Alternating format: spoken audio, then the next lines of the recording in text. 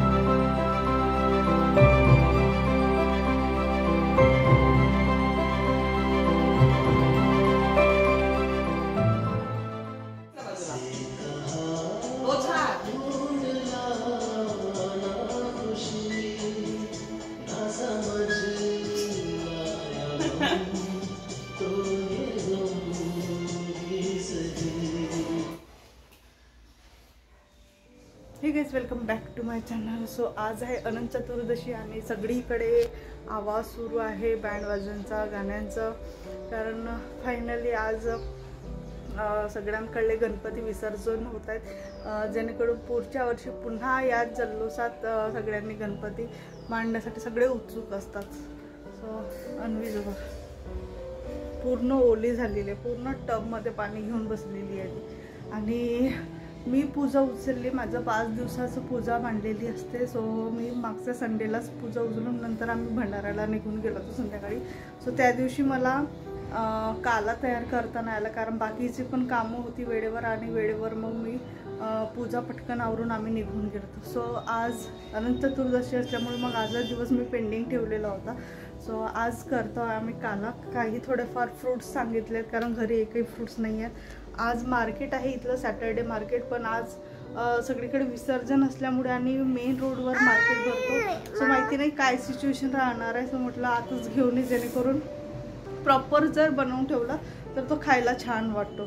So मी कुठल्या पद्धतीने करते, किंवा आमच्या साईडला म्हणजे माझ्या आईच्या माहेरपासून ती जी प्रोसिजर आहे काला बनवण्याची, जे इंग्रेडियंट्स आहे ते यूज करण्यात आले, जे मी पण हळूहळू शिकलेली आहे बघून. आणि तीच रेसिपी आज मी तुमच्यासोबत शेअर करणार आहे.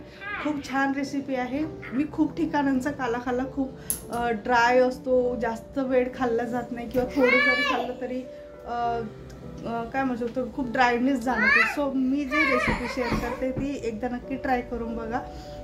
मला पर्सनली आणि आमच्या घरी सगळ्यांना पर्सनली तो काला आवडतो.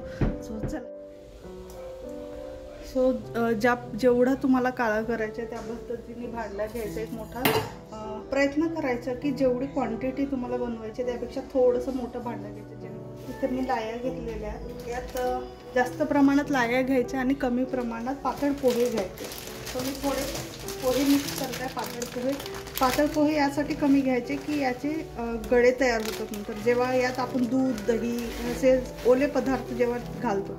सो पोह्यांचा जो प्रमाण आहे तो लायांपेक्षा कमी ठेवायचा.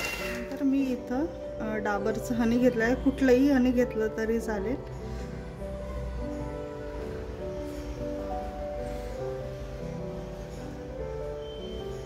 हात नाही लावायचा.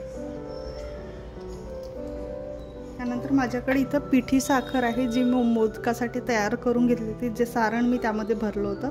सो हीच साखर मी आता यामध्ये मिक्स करणार आहे. तसं पण साखर मेल्ट व्हायला विरघळायला वेळ लागतो. सो पिठी साखर असल्यामुळे मी पिठी साखरच यूज करत आहे. नॉर्मल साखर यूज केलं तरीही चालेल.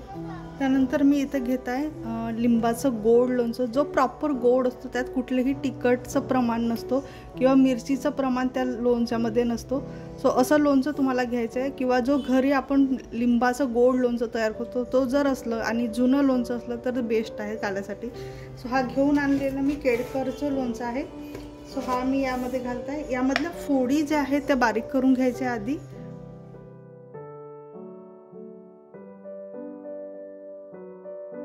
त्यानंतर यात दूध घालून घ्यायचं. दुधाचं प्रमाण थोडंसं जास्त ठेवायचं काला भिजवण्यासाठी. खूप जास्त पण नाही ठेवायचं आणि खूप कमी पण नाही ठेवायचं. त्यानंतर त्यामध्ये थोडं दही घालायचं.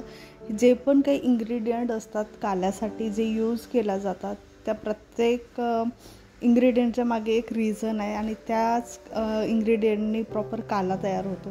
सो इथं आता मी मिक्स करून घेत आहे. त्यासोबत मी छोटी 2 मिरच्या घेतलेल्या अगदी बारीक करून घ्यायच्या, छोटे काप करून घ्यायचे किंवा जे प्रॉपर मिरची कटर येतं त्यामध्ये पण जर कट केलं तरीही पण चालेल. सो जसं कम्फर्टेबल असतं तशा पद्धतीने घ्यायचं. मी वेळेवर मला 2च मिरच्या घ्यायच्या होत्या, सो मी अगदी बारीक कट करून घेतलं आणि व्यवस्थित मिक्स करून घेतलं. त्यानंतर यामध्ये केळीचे काप करून घेतले अगदी बारीक आणि जे पण फ्रूट्स तुम्हाला यामध्ये ॲड करायचे ते करू शकता. इथे मी एक डाळिंब घेतलेला आहे आणि एक पूर्ण सेब घेतलेली आहे. सो ते पण यामध्ये मी मिक्स करून घेत आहे. खरं तर काला हा श्रीकृष्ण जन्माष्टमीला बनवला जातो. म्हणजे श्रीकृष्णाला आवडते पदार्थ त्यात असतात. दूध, दही झालं, यात गूळ पण यूज करता येतं, साखर पण यूज करता येतं. प्रॉपर बनवलेलं जे पंचामृत असतं ते यामध्ये यूज होतं. पेढे यूज केलेले जातात, ड्रायफ्रूट्ससुद्धा यूज करता येतं. आणि खरं तर काला म्हटलं तर प्रॉपर 16 इन्ग्रेडियंटनी बनलेलं हे एक पदार्थ आहे जे नैवेद्य म्हणून श्रीकृष्णाला अर्पण केलं जातं, चढवलं जातं.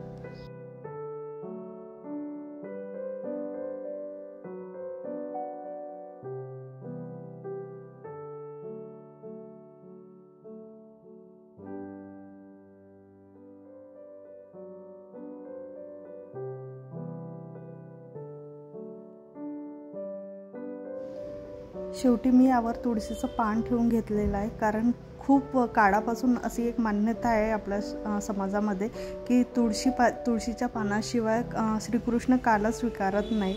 सो त्यामुळे जेव्हा पण काला तयार केला जातो त्याच्या शेवटी एक तुळशीचं छोटं तरी पान त्यावर ठेवलं जातं. सो ही रेसिपी तुम्हाला कशी वाटली ते नक्की खाली कमेंट बॉक्समध्ये सांगा.